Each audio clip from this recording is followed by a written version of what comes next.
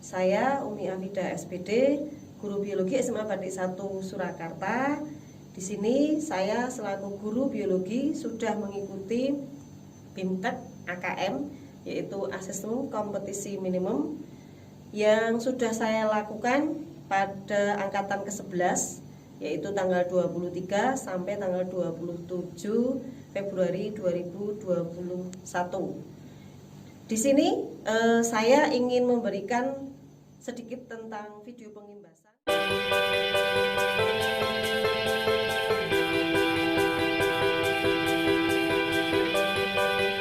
Assalamualaikum Mas Mbak, ini respirasi yang kemarin ya. Respirasi ada respirasi aerob dan anaerob. Aerob berarti menggunakan oksigen, ada glikolisis, dekarboksilasi oksidatif, siklus Krebs, dan sintesa protein. Anaerob nama lainnya adalah fermentasi, ada 2 alkohol dan asam laktat. Kemudian ada fotosintesis. Fotosintesis ada gelap ada terang. Nah sekarang ini adalah skema aerob ya, menggunakan oksigen. Kemarin kita sudah membahas. Nah ini ringkasannya seperti ini. Intinya ada glikolisis. Ini kebalik ya tempatnya di sitoplasma. Ini tinggal balik aja. Bahan glukosa hasil akhir ini dibaca sendiri ya, asam piruvat dan seterusnya dan seterusnya. Kemudian dekarboksilasi oksidatif ada mitokondria. Ini tempatnya. Kemudian bahannya ini tinggal mengubah aja hasil dari glikolisis sebagai bahan gitu. Kemudian hasil dekarboksilasi oksidatif ini ada 2 asetil-CoA, ada 2 CO2, ada 2 NADH.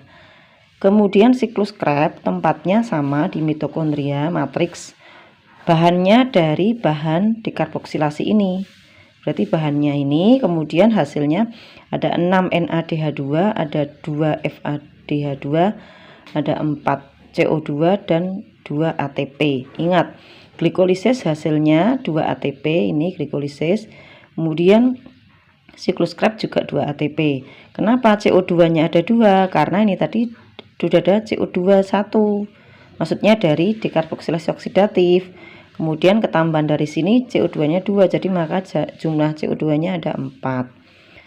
Kemudian transport elektron terjadi di krista mitokondria, bahannya dari ini, nah gitu ya. Kemudian ATP-nya jumlahnya 34. Dan air transport elektron. Total ATP-nya itu ada 38. Itu adalah kotor, kalau bersihnya adalah 36. Kenapa? Karena yang 2 ATP dipakai untuk siklus berikutnya. Kemudian ini adalah reaksi total dari respirasi aerob. Seperti ini dilihat, ada glukosa, ada proses glikolisis menghasilkan asam piruvat, kemudian kedua dekarboksilasi oksidatif, yang keempat adalah siklus Krebs. Siklus Krebs itu melingkar ya. Kemudian hasilnya ini. Nah, itu ya. Itu untuk respirasi aerob. Lanjut berikutnya Mas Mbak. Respirasi anaerob atau fermentasi, ada 2 fermentasi. Yang pertama adalah alkohol, yang kedua adalah fermentasi asam laktat. Untuk fermentasi alkohol skemanya seperti ini ya. Jadi ada C6H12O6 atau glukosa, kemudian ADP menjadi 2 ATP. ADP itu adalah dwi ya, dwi makanya menjadi tri. Adenosin difosfat menjadi trifosfat, jumlahnya 2. Kemudian menjadi asam piruvat. Jadi fermentasi alkohol ini hampir sama kayak respirasi aerob, cuma nanti prosesnya hanya sampai sini. Jadi hanya sampai terbentuknya asam piruvat, kemudian ada terbentuk 2 CO2, kemudian 2 asetaldehid menjadi 2 etanol. Jadi hasil akhirnya adalah 2 ATP dan 2 etanol. Untuk fermentasi asam laktat itu sama, cuma setelah menjadi 2 asam piruvat langsung menjadi 2 laktat. ATP-nya sama, yaitu 2 gitu ya. Kemudian yang berikutnya ini adalah sekarang kita akan membahas fotosintesis. Ini adalah gambar kloroplas. Kloroplas seperti ini. Ini ada lamela, kemudian ini membran luar, membran dalam. Ini ada grana. Grana ini yang satu, lamela yang atas. Kalau kumpulannya namanya granum. Nah, ini dipakai untuk reaksi terang. Disingkat granat, grana terang. Kemudian ini stroma. Stroma itu untuk reaksi gelap. Kita akan membahas materi fotosintesis. Fotosintesis ada reaksi terang dan gelap. Yang terang adalah karena menggunakan foton atau cahaya matahari. Ini reaksi totalnya seperti ini Mbak Mas. Nah ini kan, ini nanti hasilnya adalah oksigen dan glukosa. Oksigen dihasilkan pada reaksi terang, glukosa dihasilkan di reaksi gelap.